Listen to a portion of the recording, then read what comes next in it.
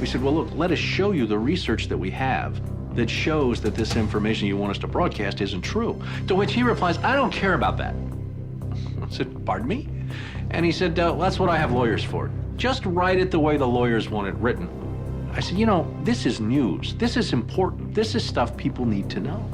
And I'll never forget, he didn't pause a beat, and he said, we just paid $3 billion for these television stations.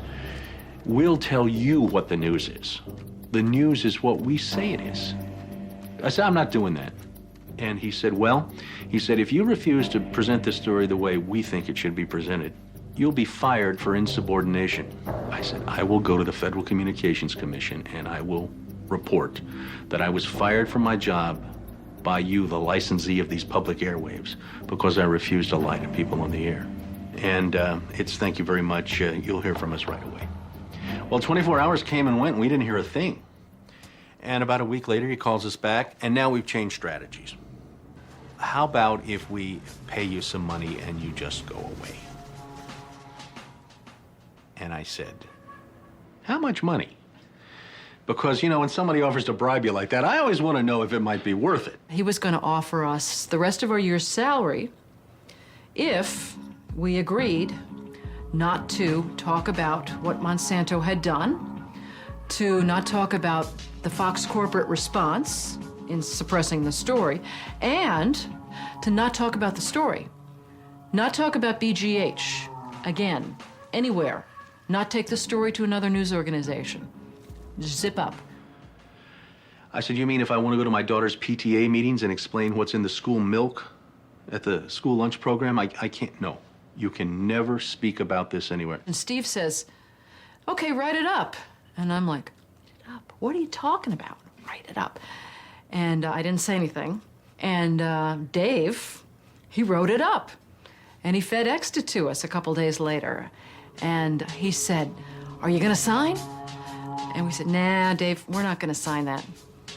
And he said, well, send it back, okay? I said, no, Dave, we're not gonna send that back. It was, okay, we can't buy you out. We can't shut you up. Let's get the story on the air in a way that we can all agree it will go on the air. And we started rewriting and editing with their lawyers. Well, during this 8-month re-review process, I say, jokingly, they did things like, for example, they wanted to take out the word cancer. You don't have to identify what the potential problem is. Just say human health implications. Any criticism of Monsanto or its product, they either removed it or minimized it. And it was very, very clear, I would say, almost every edit they made to the piece, that was the aim. And we changed this and this and this, and then that wasn't good enough. Okay, now change this and this and this. Now change this and this. Version after version after version, 83 times.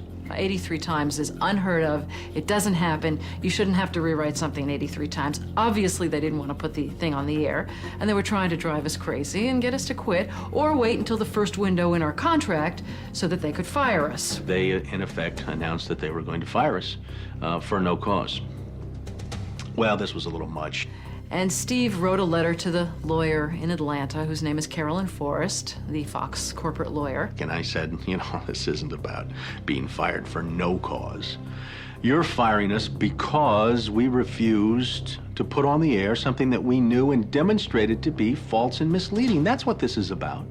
And because we put up a fight, because we stood up to this big corporation, and we stood up to your editors, and we stood up to your lawyers, and we said to you, look, there ought to be a principle higher than just making money.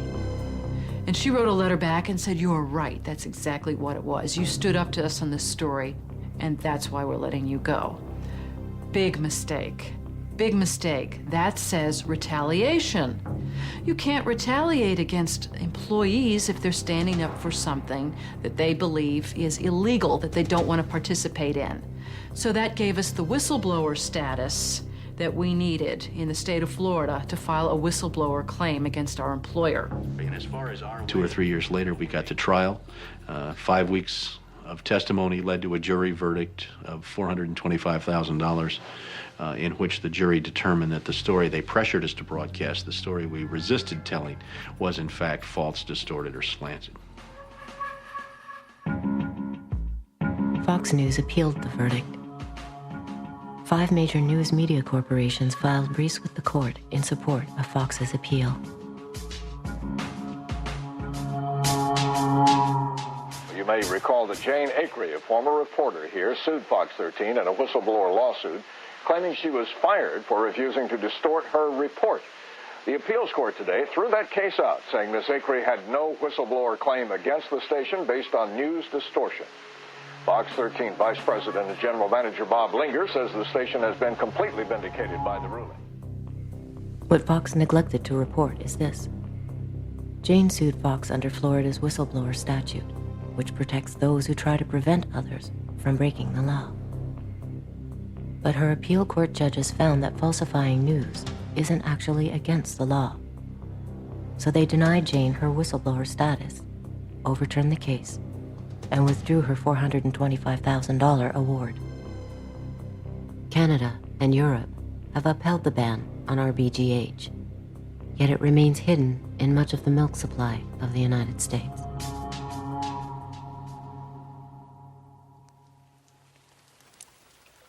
The prospect that 2/3 of the world's population will have no access to fresh drinking water by 2025 has provoked the initial confrontations in a worldwide battle for control over the planet's most basic resource. When Bolivia sought to refinance the public water service of its third largest city, the World Bank required that it be privatized, which is how the Bechtel Corporation of San Francisco gained control over all of Cochabamba's water, even that which fell from the sky. Esta ley, este contrato, prohibían a la gente acumular el agua de la lluvia. Por lo tanto, el agua de la lluvia también se privatizaba. La factura de agua le daba un valor legal a la empresa para que pueda apropiarse de su propiedad, de su vivienda, rematando la misma.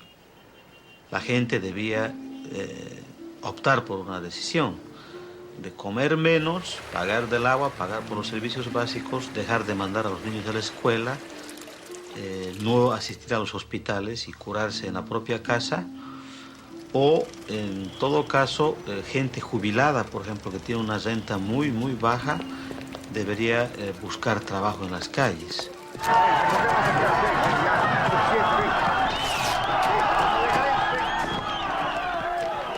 Con la consigna de el agua es nuestra, carajo, la gente sale a las calles, sale a los caminos y protesta, ¿no?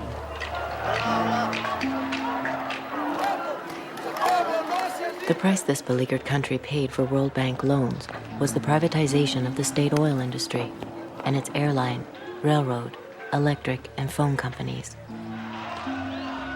But the government failed to convince Bolivians that water is a commodity like any other. Entonces, ahí sí vimos que el gobierno defendía los intereses de la transnacional Bechtel, porque la gente quería agua, no gases.